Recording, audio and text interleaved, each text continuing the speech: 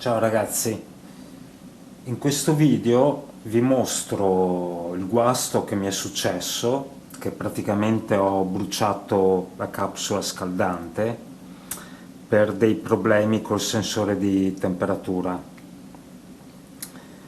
E vi spiego un attimo, siccome alcuni di voi hanno problemi di heating failed, praticamente vi spiego qual è il problema. Sono praticamente due le cause.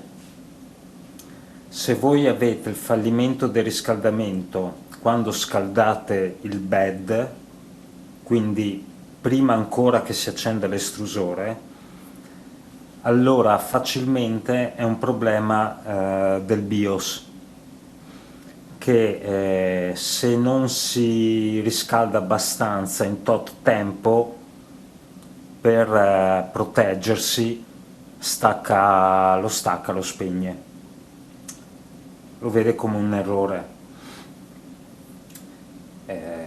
Fatto l'upgrade dell'alimentazione del bed, questo problema sparisce. L'altro problema invece riguarda se l'errore ve lo dà quando sta scaldando l'estrusore. Allora, la ventola di questo carrello vibra abbastanza, la vibrazione si sente su tutta la stampante.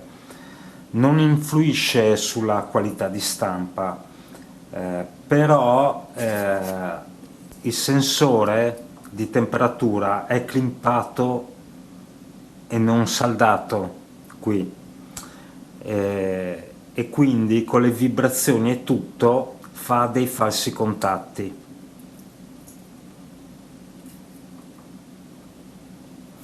Quindi la soluzione è verificare bene qua i contatti e magari saldarli.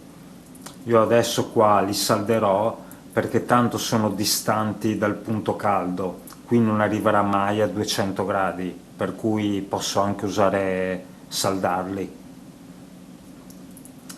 ed eliminare quindi il rischio, e cambierò la capsula che si è bruciata.